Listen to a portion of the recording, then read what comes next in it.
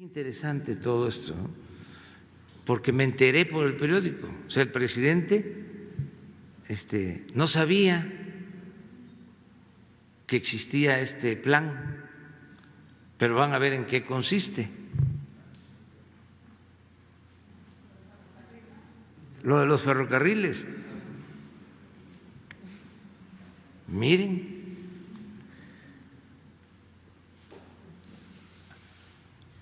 ahora sí que volaron, pero hasta el más allá, al infinito y más allá.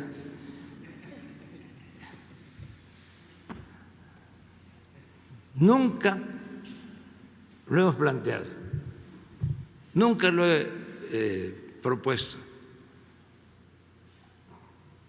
ni en las reuniones al interior del gobierno, ni en público. Imagínense, estas son palabras mayores. Si hacemos la historia, esta fue una de las aberraciones más lamentables del periodo neoliberal. Esto lo hizo Zedillo, de que entregó los ferrocarriles y luego, terminando, se fue a trabajar de asesor a una de las empresas que se beneficiaron con la privatización de los ferrocarriles nacionales. Pero ¿cuál es la historia? El primer ferrocarril que se inauguró, la primera vía férrea, fue la de México a Veracruz, más de 600 kilómetros. Empezó a construirse con el presidente Juárez y se terminó con el presidente Lerdo de Tejada. Ese es el primer ferrocarril, poco más de 600 kilómetros. Y luego Porfirio Díaz, que tardó algún tiempo en el gobierno, construyó como 20,000 kilómetros de vías férreas.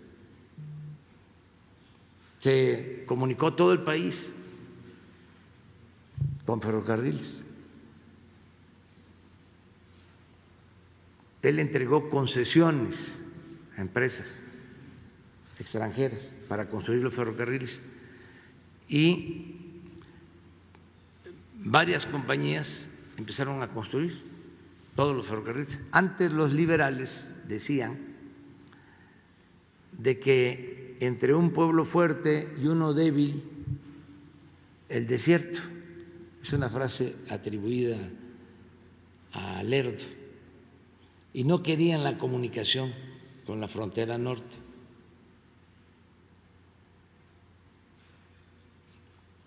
Cuando llega Porfirio, pues se construyen las vías férreas para comunicar el país con el norte y las costas. Se comunica todo el país. Por eso, bueno, es interesante también que se sepa que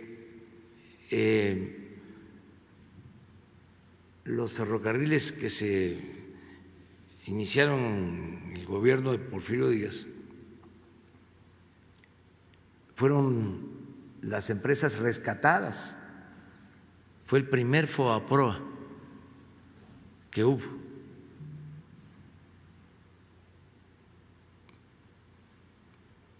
A pesar de que recibían subsidios las empresas, por cada kilómetro que construían había una subvención, es decir, el gobierno les daba un subsidio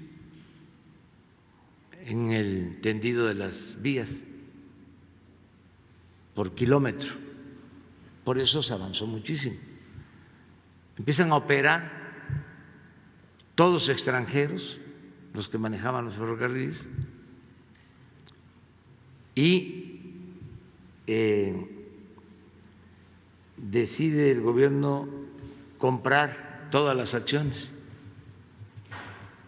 y se nacionaliza el sistema de ferrocarriles. Pero esas cosas que sucedían en ese periodo siguen administrando los extranjeros los ferrocarriles, aún ya siendo propiedad del país. Es hasta que triunfa la revolución que el presidente Madero ya decide que sean los mexicanos los que administren los ferrocarriles. La compra de las acciones de los ferrocarriles pues produjo una enorme deuda para el país. Todo esto es importante que se sepa porque los conservadores fueron sembrando la idea de que el gobierno de Porfirio Díaz fue un gobierno eficaz, con buena administración, y no es así. Fue de los gobiernos que más endeudó al país, pero la idea que se tiene es otra, es totalmente distinta. Después de la revolución se siguieron haciendo vías férreas. Bueno, era tan importante la comunicación con los ferrocarriles que por eso la revolución se hizo a caballo y en ferrocarril. Todo el ejército de la División del Norte se movía con trenes y también el gobierno enfrentaba a los revolucionarios en los trenes que salían de la Ciudad de México al norte a combatir la insurgencia. La generación nos tocó viajar en trenes de pasajeros.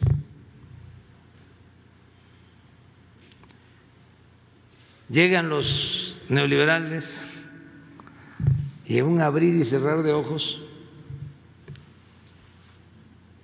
privatizan, entregan los ferrocarriles nacionales y desaparecen los trenes de pasajeros. Toda una historia. Imagínense lo que puede contar un anciano respetable de Aguascalientes, de San Luis Potosí, de Guadalajara, de Veracruz, sobre la historia de los ferrocarriles. Entonces, con Zedillo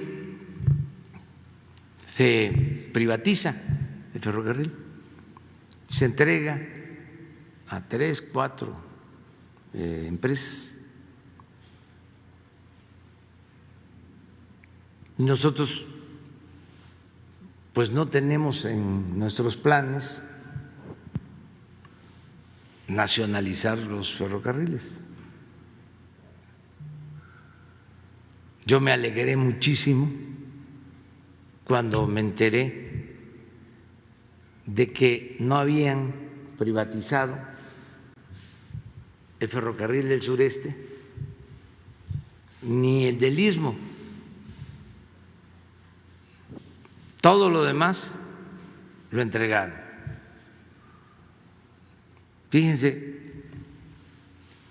cuánto les importaba el sureste. Nada, ni siquiera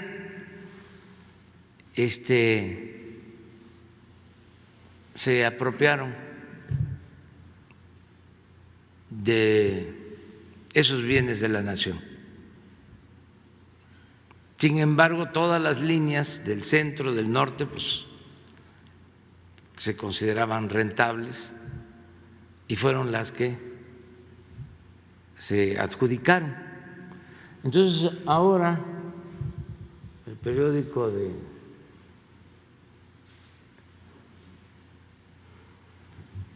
Ili Ortiz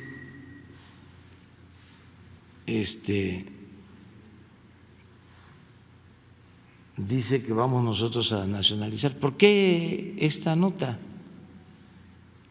Para atemorizar, para crear incertidumbre, para seguir con la misma cantaleta de que somos comunistas, de que estamos actuando como en Venezuela o de manera más nacional, como Echeverría.